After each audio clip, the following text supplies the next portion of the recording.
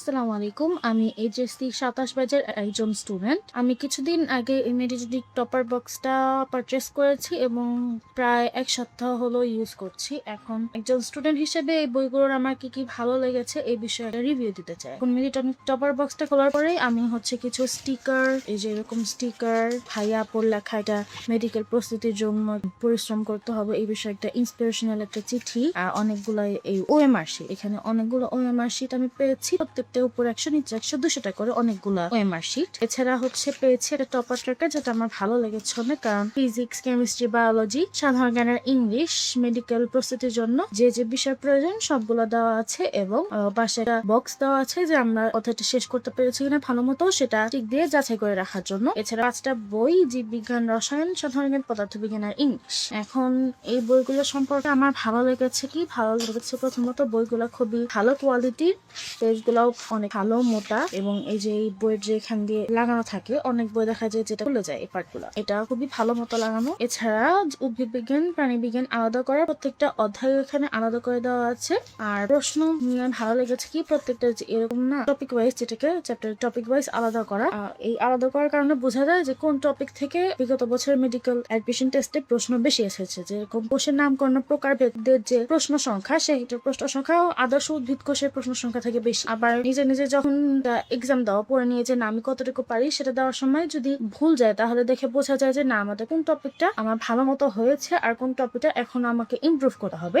এটা রসায়ন। আমি রসায়নের একটা পরীক্ষা দিয়েছিলাম নিজে নিজে, এই যে একটা পরীক্ষা দিয়েছি। এখন এর মধ্যে ধরেন আমার কাছে মনে হয়েছিল আমি ভালোই পেরেছি, কিন্তু তাও আমার অনেকগুলো প্রশ্ন ভুল গিয়েছে। আমি এমসিকিউ দাগাতে ভুল করেছি অথবা স্কিপ করেছি। এখন ওএমআর শিটটা দেওয়ার সুবিধা হচ্ছে ওএমআর শিট ধরেন যে ভুল যায়, আমি এখানে একটা ভুল করে ফেলেছি। এখন আমি বাসায় থাকলে নিজেকে নিজে যে না পারি তো বলে ব্যাপারটা ইগনোর করতাম, কিন্তু যখন ওএমআর শিটে আমি দাগাচ্ছি তখন আমি আমার সচেতন হচ্ছি যে না আমাকে দাগানোর সময় সচেতন হতে হবে। আবার এই যে এখানেও যদি আমি আসলে কোনো জায়গায় পরীক্ষা দিতাম এটা আমার কিন্তু কাউন্ট করে না। তো ওই মাসিটা দেওয়ার সুবিধা হচ্ছে আমি নিজেকে পরীক্ষার সময় জাজ করতে পারতেছি, আর ওই মার দাগানোর সময় যে সচেতন থাকতে হবে সেটা সচেতন থাকতে পারতেছি। একটা ব্যাপার ভালো লাগছে কি এটার যে আনসারগুলো যেরকম লাস্টে বক্স আকারে দেওয়া, অনেক সময় দেখা যায় আনসারগুলো ধরেন এখানে প্রশ্ন দেওয়া থাকে, এখানে সাইডে আনসার দেওয়া, তখন না চাতেও উত্তরের দিকে চোখ চলে যায়, অথবা এখানে পুরাটা হাফ পেজ ঢেকে আনসার বা ওএমআর শিটে দাগাতে হয়,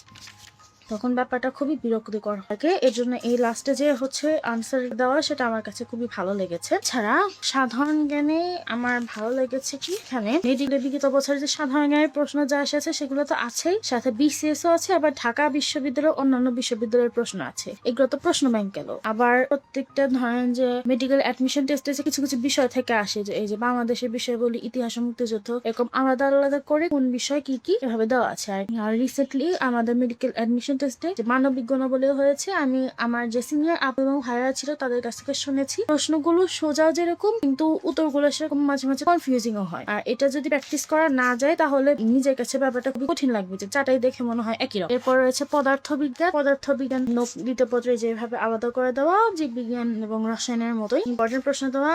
আমার কাছে এই বইগুলো খুবই ভালো লেগেছে। বইগুলোর কোয়ালিটি, তাদের প্রশ্ন চ্যাপ্টার ওয়াইজ এবং টপিক ওয়াইজ দেওয়ার ধরন, এগুলো সব মিলিয়ে আমার কাছে বইগুলো খুবই ভালো লেগেছে। আবার ইংলিশের ক্ষেত্রে যে এতগুলো টপিক, প্রিভিয়াস ইয়ারের কোয়েশ্চেন দেওয়া, মেডিকেল সহ প্রত্যেকটা ইউনিভার্সিটি, আবার বিসিএস এর কোয়েশ্চেন দেওয়া, আবার গ্রামারের প্রত্যেকটা গ্রামারের যে টপিক থাকে আলাদা করে কোয়েশ্চেন দেওয়া, আবার ভোকাবুলারির জন্য আলাদা পার্ট আছে। এখন এইচএসসি একাডেমিক্যালি পরীক্ষা দেওয়া থাকা অবস্থায় এই সিনোনিম, অ্যান্টোনিম আমাদের, তারপর গ্রামার, এগুলো আমরা যদি নিজেকে নিজে পরীক্ষা দিতে পারি পড়ে নিয়ে, সেটা আমার একাডেমিক রেজাল্টেও হেল্প করে, আবার আমাকে মেডিকেল অ্যাডমিশনের জন্য কি প্রস্তুত করে, যেটা আমার খুবই ভালো লেগেছে। কারণ মেডিকেলের জার্নিটা খুবই ভাস্ট। এখন যে যাই বলো এইচএসসির পরে 3 মাস পরেই শুধুমাত্র মেডিকেলে চান্স পাওয়াটা, এখন এটা আমি তো নতুন, আমি আমার বড় ভাইয়া এবং আপু তাদের কাছ থেকে শুনেছি বুদ্ধিমানের কাজ আগে আগে পড়া শুরু করা। এই মেডিটনিক টপার বক্সের বইগুলোর আমি খুবই উপকৃত হয়েছি, কারণ বইগুলোর মাধ্যমে আমি নিজেকে নিজে জাজ করতে পারবো, আবার আমার একাডেমিক পড়ার সাথে আমি জাজ করতে পারবো, কারণ সবগুলো এমসিকিউ। আর একাডেমিকের ক্ষেত্রে দেখা যায় সিকিউ